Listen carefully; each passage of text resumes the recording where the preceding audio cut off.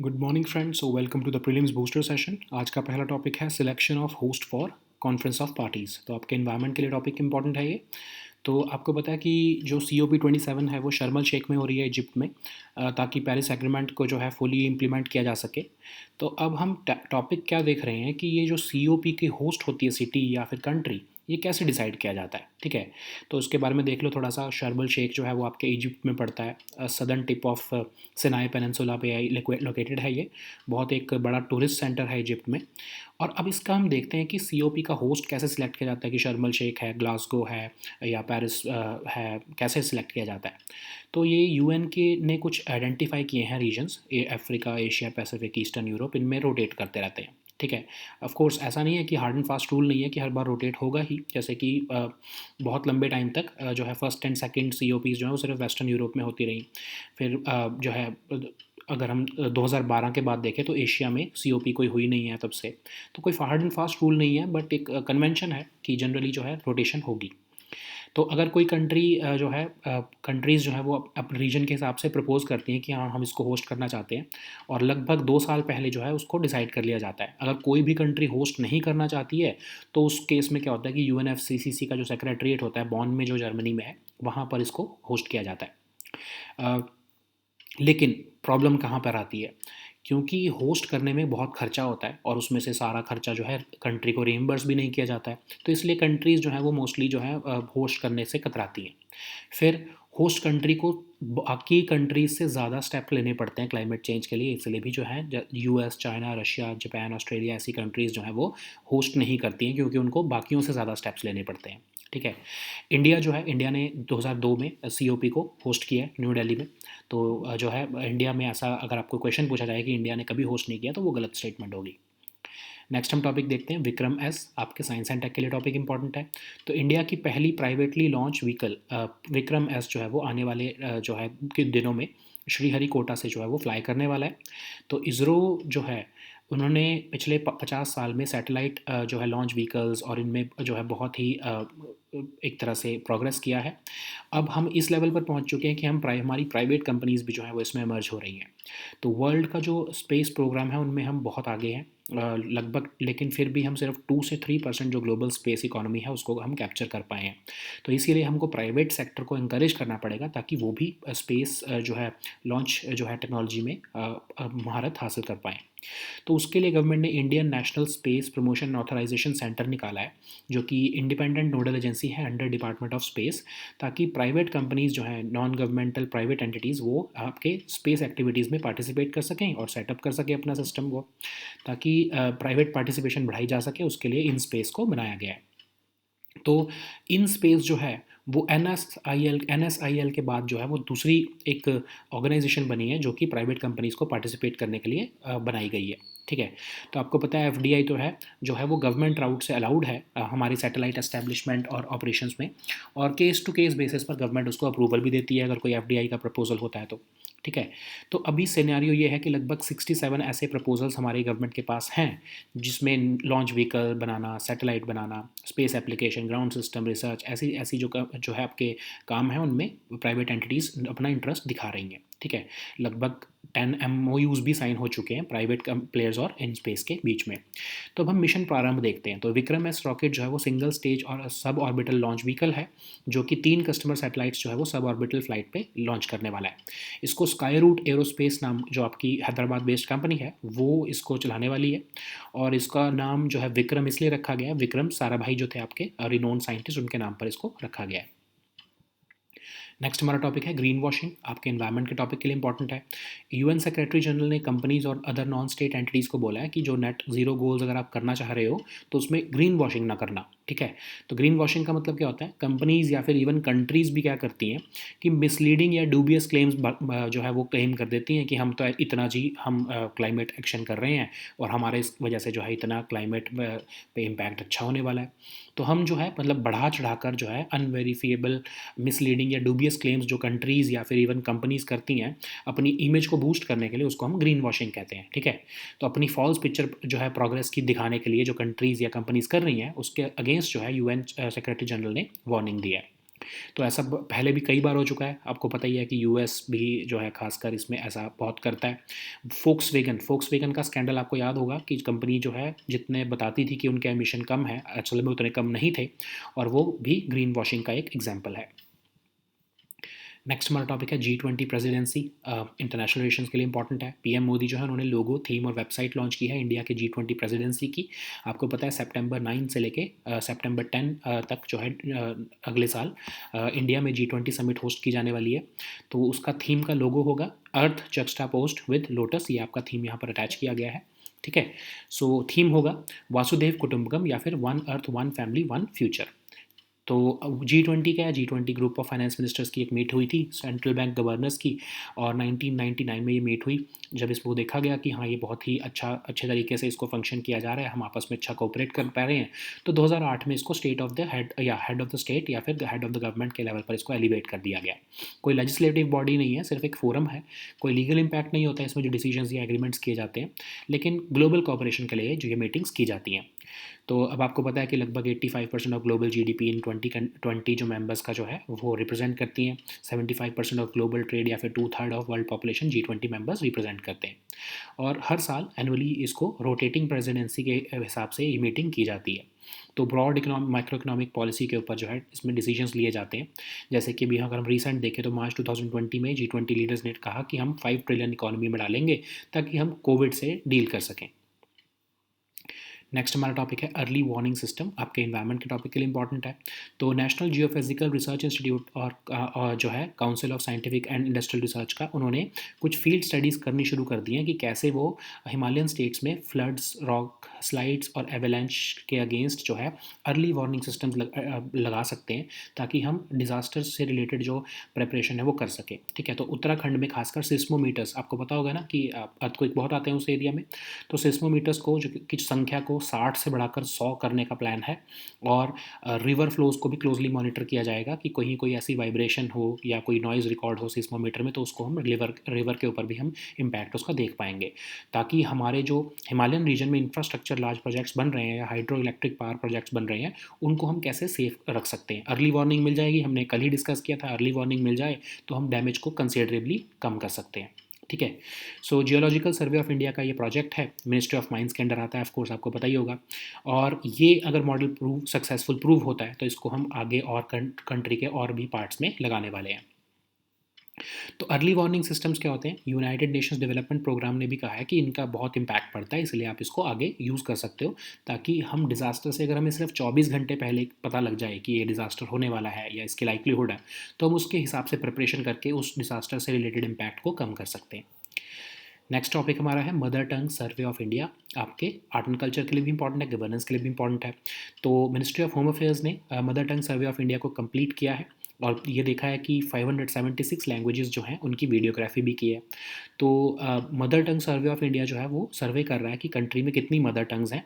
तो एक mother tongue को जो है क्वालिफाई होने के लिए लगभग 2 सेंसस डेकेड्स में प्रिवेल होना चाहिए। मतलब कि समझ लो आज एक भाषा ऐसी उत्पन्न होती है, वो कम से कम जब तक 20 साल तक नहीं बोली जाएगी, क्योंकि सेंसस आपका 10 साल में होता है, तो कम से कम जब तक वो 20 साल तक नहीं बोली जाएगी तब तक उसको मदर टंग के स्टेटस नहीं मिलने वाला है। ठीक है, तो अब उसको जो भी मदर टंग जो है इस बेसिस पर जो कंट्री में ऑब्जर्व की गई हैं उनको NIC के वेबसाइट पर डाल दिया जाता है। लिंग्विस्टिक सर्वे ऑफ इंडिया जो है वो इसके ऊपर रेगुलरली रिसर्च करता रहता है। तो अब 2018 में अगर हम आंकड़ा देखें तो 19,500 लैंग्वेजेस थी और डायलैक्ट्स थे, और अभी जो देखा गया है वो लगभग जो है 576 लैंग्वेजेस को जो है वो उसके ऊपर रिसर्च किया गया है। तो अब हम सिर्फ अगर हम 120 अगर हम मदर टंग्स की बात करें तो ओवरऑल हम ब्रॉड तरीके से देख सकते हैं कि 121 मदर टंग्स जो है वो ऑब्जर्व की गई हैं। ठीक है, और उसमें अगर हम देखें तो हिंदी जो है वो most widely spoken mother tongue है कंट्री में, और उसके बाद बंगाली है। ठीक है, सो मदर टंग की जो है इंपॉर्टेंस क्या है, ऑफ कोर्स आपको पता है कि प्राइमरी मीडियम ऑफ इंस्ट्रक्शन बन सकती है, क्योंकि बच्चा जो छोटा है प्री स्कूल या क्लासेस 1 से लेकर सेकंड में है, तो उसको अगर आप मदर टंग में पढ़ाओगे तो वो ज़्यादा अच्छे तरीके से समझ पाएगा। ठीक है, तो इसलिए वो ज़्यादा अच्छे से कंसेप्ट लर्न कर पाएगा रैपिडली और डीपली अगर उसको हम मदर टंग में पढ़ाते हैं। तो ये हमारा नेशनल करिकुलम फ्रेमवर्क भी ऐसा कहता है। नेक्स्ट हम टॉपिक देखते हैं Garuda 7 air exercise, international relations security दोनों के लिए इंपॉर्टेंट है। तो इंडियन और फ्रेंच एयरफोर्स दोनों ही जो है एयर एक्सरसाइज गरुड़ 7 के लिए जो है जोधपुर में पहुंच चुके हैं। तो आपको पता है कि इंडियन और फ्रेंच एयरफोर्स के बीच में एक्सरसाइज होती है, ये 7th सीरीज ऑफ एक्सरसाइज है या 7th एडिशन ऑफ एक्सरसाइज है। फर्स्ट, थर्ड और फिफ्थ जो है वो इंडिया में हुआ था, सेकेंड, फोर्थ और सिक्स जो है वो फ्रांस में हुआ था। पहली बार ऐसा हो रहा है कि लाइट कॉम्बैट एयरक्राफ्ट तेजस और लाइट कॉम्बैट हेलीकॉप्टर प्रचंड दोनों इसमें पार्टिसिपेट करने वाले हैं। नेक्स्ट हम टॉपिक देखते हैं एरोसोल पॉल्यूशन, इन्वायरमेंट के लिए टॉपिक इंपॉर्टेंट है।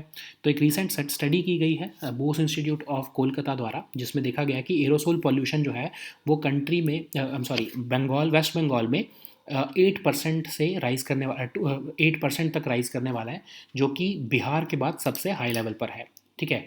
सो अब एरोसोल्स क्या होते हैं? पर्टिकुलेट मैटर जो कि आपके एटमॉस्फेयर में फ्लोट कर रहा है और वो आपके व्हीकल से, फैक्ट्रीज से जो है वो निकलता है। सी salt, dust, black, organic carbon, ये सब आपका एरोसोल्स ही होते हैं। ठीक है। तो प्राइमरी एरोसोल्स आपके डस्ट, सूट या सी सॉल्ट होता है।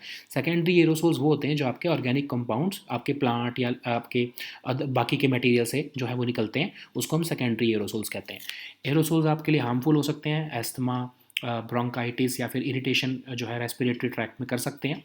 तो उसी के लिए ही जो है एरोसोल ऑप्टिकल डेप्थ, ये आपका जो है एक तरह से मीटर कह सकते हो आप, या फिर आप इसको कह सकते हो मेजरमेंट स्केल, इसका यूज़ किया जाता है।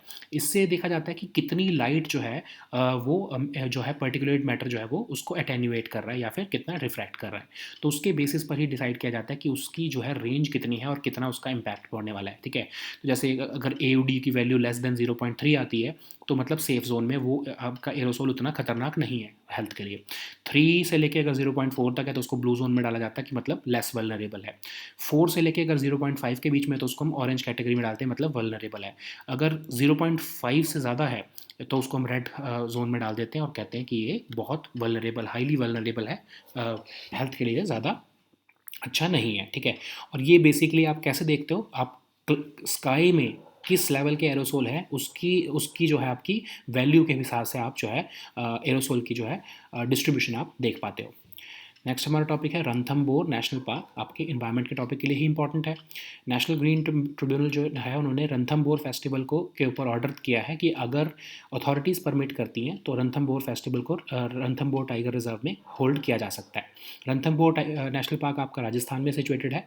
अरावली और विंध्यान जो आपके हिल रेंजेस हैं उनके जंक्शन पर लोकेटेड है। आपके रॉयल बंगाल टाइगर का नेचुरल हैबिटेट है।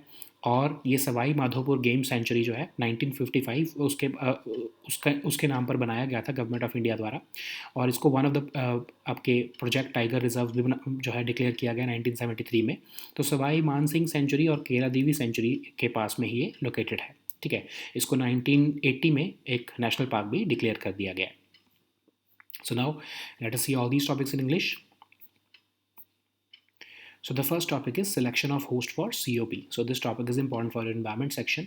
So United Nations Climate Conference COP27 is being held at Sharm el Sheikh. You know already. We have been discussing it from the past 2 or 3 days. So the topic here that we are going to discuss is how the host or city or how the host is selected for this conference of parties. So you know that Sharm el Sheikh has been selected for COP27 and it is a resort town in Egypt.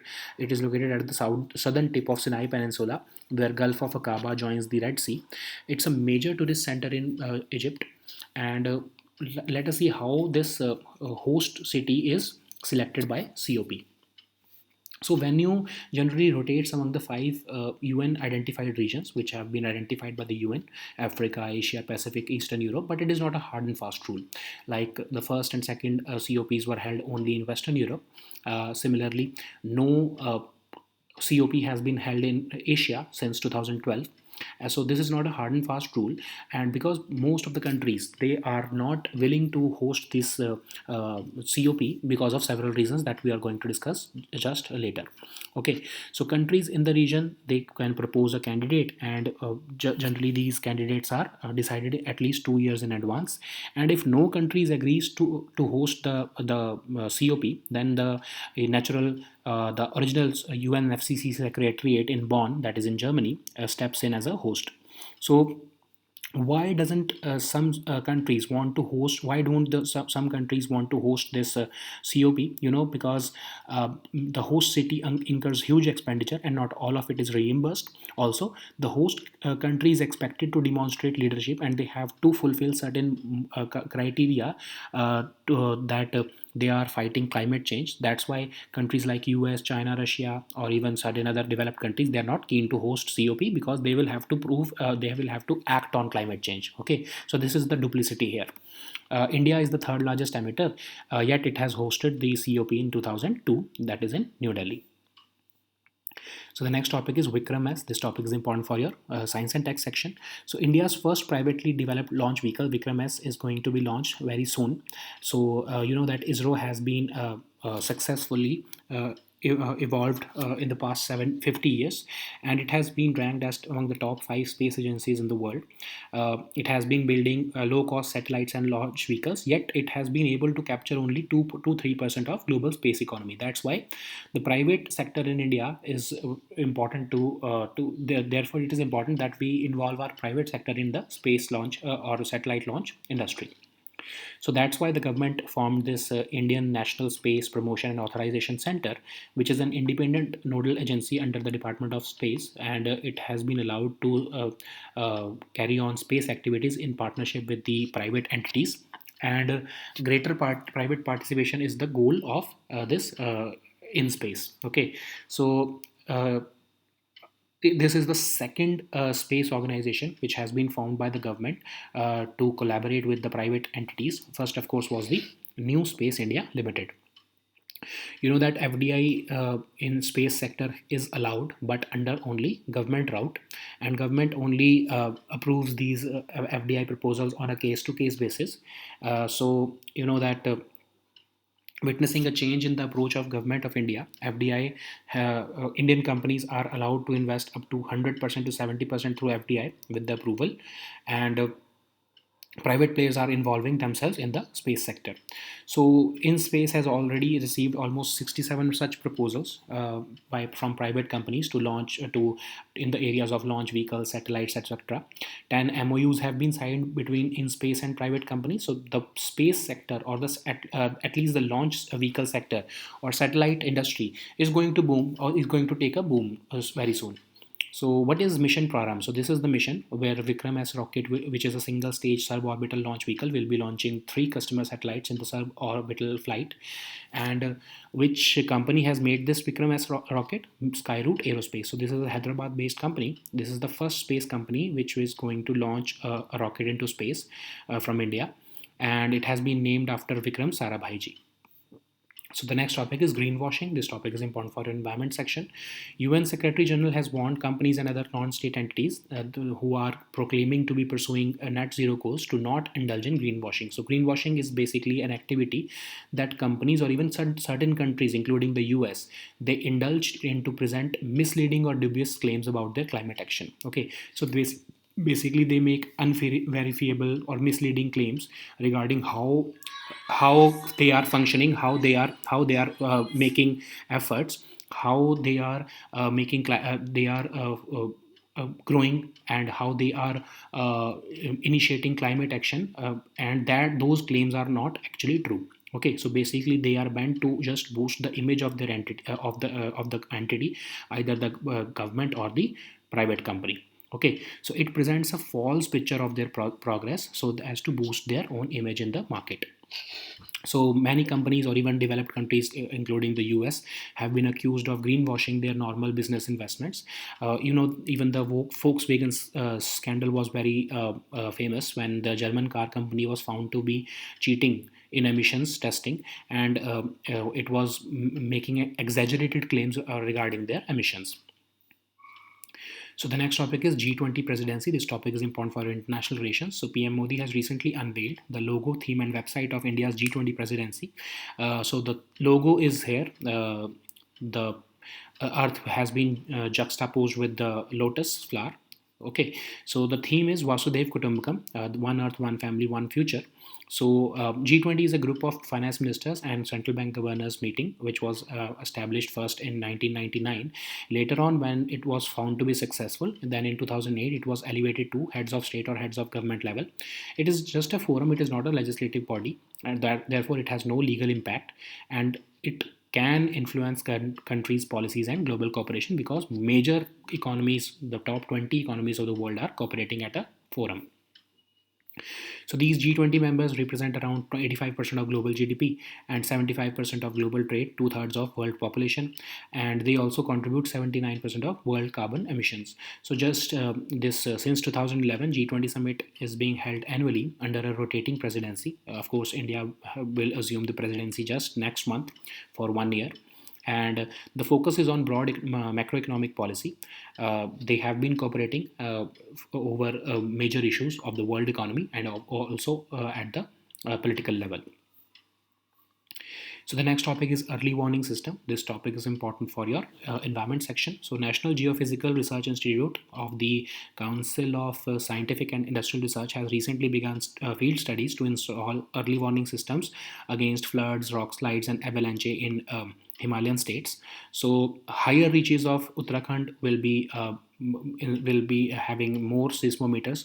Currently, they have about 60 seismometers, but now the number will be increased to 100, so that we can closely monitor the developments regarding the earthquakes. And even the river flows will be in specific areas will be closely monitored using these early warning systems, so as to get at least an idea before a climate or disaster gets into action. Okay, so it is very important because if we get an early warning, we would be able to make certain actions to so as to preserve our or protect our large infrastructure projects and hydroelectric power plants in the region.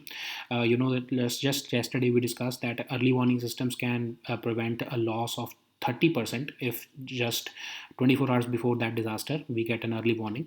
Okay, so Geological Survey of India under Ministry of Mines is making this model, and if this model proves successful, then these early warning systems will be deployed in other parts of the country also by 2025. So early warning systems, like we discussed just yesterday, that they are very important. Even the United Nations Development Program recognizes it. That's why the countries are being asked to install these early warning systems with a mega investment. So the next topic is Mother Tongue Survey of India. This topic is important for governance section. Ministry of Home Affairs has recently completed the Mother Tongue Survey of India, and a Mother Tongue Survey of India basically surveys the mother tongues. So mother tongue for any language or a dialect to qualify as a mother tongue in India, it has to be present for more than two decades. This linguistic survey of India conducts regular research activity in the country, and it records all these mother tongues. As per an analysis of 2011 linguistic census data, more than 19,500 languages or dialects are spoken in the country as mother tongues, but they can be broadly classified into 121 mother tongues. And out of these 121 mother tongues, Hindi is the most widely spoken mother tongue, and the next highest is Bengali. Okay, so you know that as per the national curriculum framework also, mother tongue should be the primary medium of instruction for our school children up to 8 years of age, because you know that if the children are taught in their mother tongue, they will learn concepts most rapidly and deeply. So the next topic is Garud 7 air exercise. So this is topic for your international relations and security. So Chief of Indian and French Air Force have recently joined the air exercise Garud 7 in Jodhpur. This is the seventh edition of this exercise between Indian Air Force and French Air Force. This is a unique exercise because for the first time, light combat aircraft Tejas and light combat helicopter Prajand are participating in it. And this is the seventh edition. The first, third, and fifth edition of the exercise were conducted in India, and the second, fourth, and sixth editions were conducted in France. So the next topic is aerosol pollution. This topic is important for our environment section. So a study was conducted by a scientist from Bose Institute in Kolkata, and they revealed that aerosol pollution in West Bengal is anticipated to rise by 8%, which means that West Bengal will become the second highest will have the second highest aerosol pollution level in the country after Bihar. So aerosols are basically particulates that float in the atmosphere, and they are the particles in the air emitted by vehicles and factories. Generally, sea salt, dust, black, soot. Organic carbon, they qualify as aerosols, and they are harmful. They can cause asthma, bronchitis, or even long-term irritation of respiratory tract, and if prolonged, it can also lead to cancer. So using this aerosol optical depth, we can quantify, or we can quantitatively estimate the aerosol presence in the atmosphere. So how much light is getting attenuated due to the presence of these particulate matter. Based upon that, we can see the depth of this aerosols present in our atmosphere. So this is having a range from 0 to 1.0. So 0 indicates a crystal clear sky, and a value of 1 indicates very very hazy conditions. Okay. So the next topic is Ranthambore National Park. This topic is important for our environment section. So National Green Tribunal has ordered that Ranthambore festival can be conducted only if it is permitted by the authorities. So Ranthambore National Park is located in Rajasthan. It is located at the junction of Aravali and Vindhyan hill ranges. It is the natural habitat of Royal Bengal tigers, and it was established initially as the Savai Madhopur Game Sanctuary in 1955, but only in 1973 it was declared as one of the Project Tiger reserves. So in 1980, the Ranthambore was declared as a national park, and the forests located beside it were named as Savai Man Singh Sanctuary and Kela Devi Sanctuary. So these were our topics for today. We'll meet next time with new topics. Until then, goodbye and take care.